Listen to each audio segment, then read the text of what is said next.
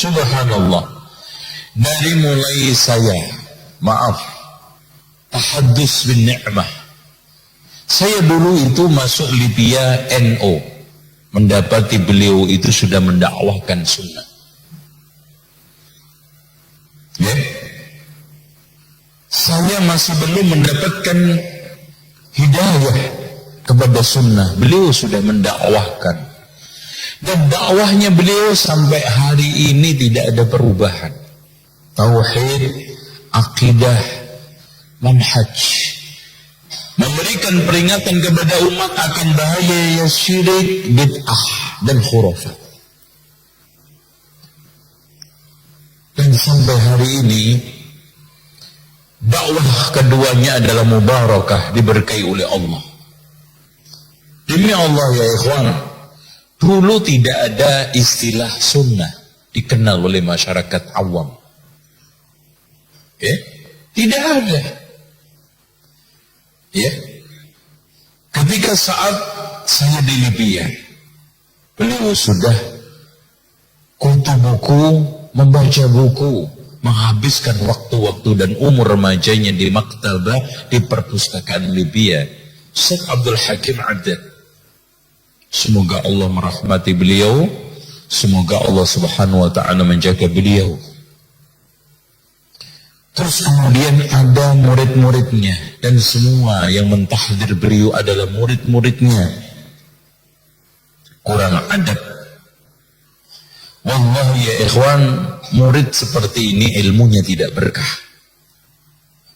Siapa yang menunjukkan ke jalan kebenaran? Perantara siapa? Sementara Rasulullah SAW memberikan suatu apresiasi, la ayyahdiyallahu bika rajulan wahidan khairun laka min humrin na'am. Seandainya ada orang yang mendapatkan petunjuk lantaran kamu satu saja, satu, ya, satu, apalagi masya Allah, ya, di timur, di barat, di Sumatera. Sebelum da'i ada, yang membuka siapa? Ustadz Yazid, Ustadz Abdul Hakim. Di Lombok, sebelum ada dakwah sunnah, yang membuka siapa? Saya yakin di sini adalah murid-muridnya, semuanya murid-muridnya Ustadz Yazid, Ustadz Abdul Hakim. Terus kemudian muncul anak-anak ingusan mengikuti hawa nafsu, pengen tenar, pengen dapat jamaah dengan cara mencela, menghina, menjatuhkan. Wallahi ya ikhwan, semua kalimat-kalimat yang dia sampaikan akan menjadi saksi keburukan di hari kiamat. La uzakki 'ala Allah, saya tidak mentazkiyah di hadapan Allah pasti. Ya, tapi beliau keduanya adalah ahli sunnati wal jamaah. Beliau adalah yang membuka untuk kita semua, sehingga jalan sunnah, jalan dakwah itu lempeng. Jalan sunnah sekarang langsam, dakwah itu nyaman. Kita mendapati masjid-masjid penuh dengan dakwah-dakwah sunnah. Ya. Oleh karena itu, orang yang mentahdir ustadz-ustadz ini hendaknya segera menghentikan. Tidak barokah. Bukan caranya seperti itu mendakwahkan ilmu. Mendapatkan jamaah, kalau Anda ingin jamaah, ya, bukan caranya seperti itu. Maka dari itulah ya akhi, jangan antum kira kita berdakwah itu enggak dimusuhi. Antum di Bogor udah berapa tahun? Tahu kisah Ustadz Yazid dulu di Serbu tahun 98? 1000 pemuda preman sampai rumah beliau hancur.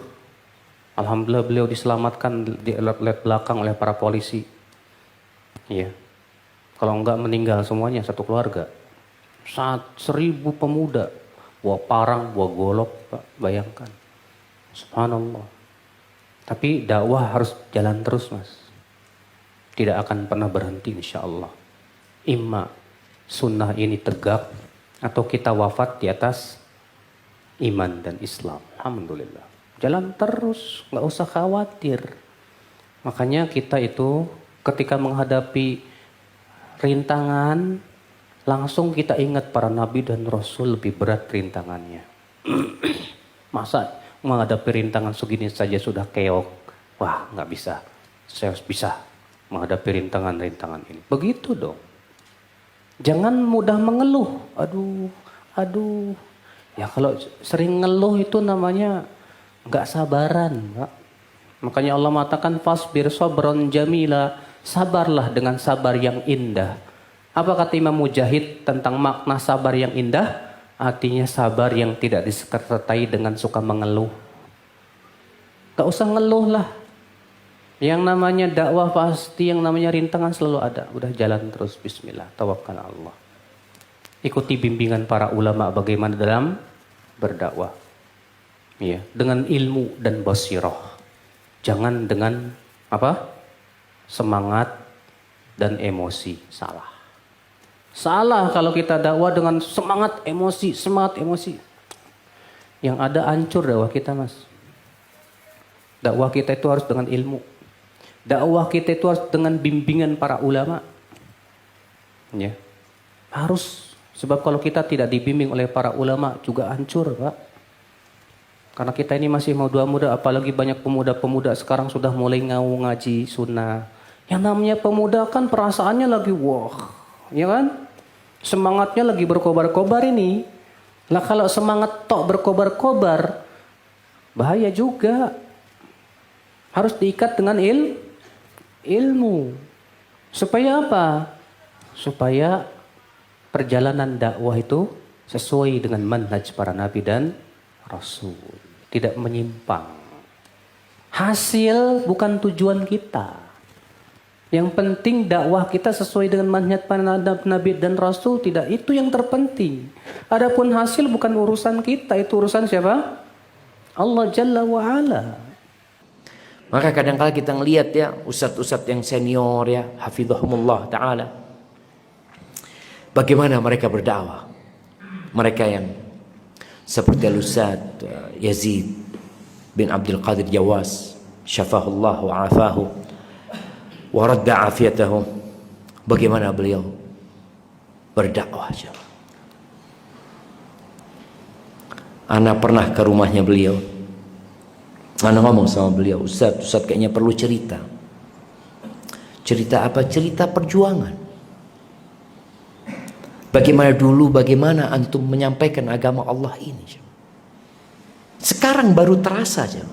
Bagaimana beliau diusir dari satu masjid ke masjid lainnya. Hafizahullah ta'ala. Sampai beliau pernah cerita ketika ngajar dulu di Dewan Dakwah.